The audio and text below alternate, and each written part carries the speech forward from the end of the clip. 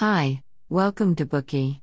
Today we will unlock the book The 7 Principles for Making Marriage Work, a practical guide from the country's foremost relationship expert. This book focuses on how to repair the relationship between husband and wife to ensure the long-term happiness of a marriage. Every couple who enters into marriage hopes to spend the rest of their lives together and have a happy marriage.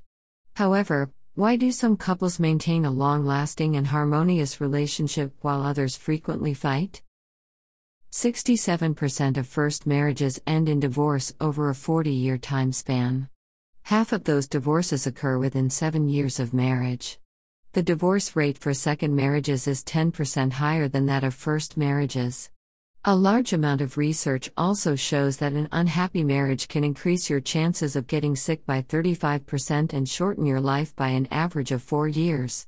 Compared to divorced people or those who are unhappily married, people who are happily married have much lower chances of suffering from hypertension, heart disease, and psychological illnesses. They are healthier and live longer. The husband and wife are not the only ones to suffer from an unhappy marriage. The children do too. The author of this book tracked 63 preschool children whose parents were hostile to each other.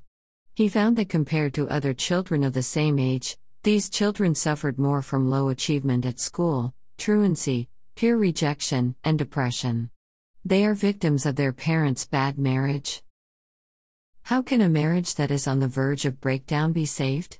Based on the data accumulated through years of marriage research, this book analyzes people's common misunderstandings about marriage, reveals the meaning of marriage, summarizes 7 principles for making marriage work, and teaches us how to repair the relationship between husband and wife to ensure a long and happy marriage.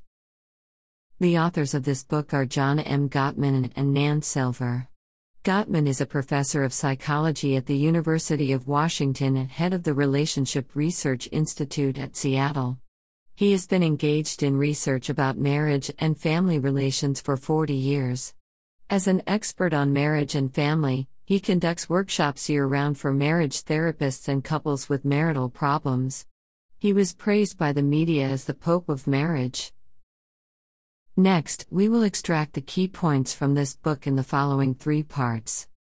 Part 1: Misunderstandings about marriage. Part 2: A happy marriage is based on the deep friendship between husband and wife. Part 3: How can couples resolve conflicts and ensure a long and harmonious marriage?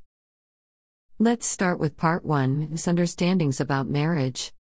Many people seek help from marriage therapists or psychological consultants when they have trouble in their relationship.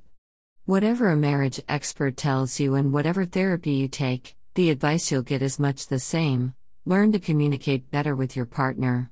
When couples find themselves in conflict, they should actively and calmly listen to each other's perspectives so that they can find solutions and eliminate the contradictions between each other. For example, Judy's husband Rick often works late, which makes Judy upset. The marriage therapist asks Judy to focus on what she's feeling rather than hurling accusations at Rick when stating her complaints. Judy shouldn't say, "It's so selfish of you to always work late and expect me to take care of the kids by myself." Instead, she should say, "I feel lonely and overwhelmed when I'm home alone with the kids at night while you're working late." Next, the therapist asks Rick to repeat his wife's message. This shows that he is actively listening to his wife. Rick is asked to suspend judgment and not argue with her. He should validate her feelings and show that he respects and empathizes with her even if he doesn't agree with her. Rick might say, "It must be hard for you to watch the kids by yourself when I'm working late." By asking couples to actively listen to each other's words and put themselves in each other's shoes, problem solving can be done without anger. This approach is often recommended as a cure-all for troubled marriages. However, research shows that the highest success rate for this kind of marital therapy is only 35%. It is difficult to ask couples to listen to each other calmly and thoughtfully when they resent each other. Listening actively may make your quarrels less frequent, but this strategy is not enough to save your marriage. After studying and tracking 6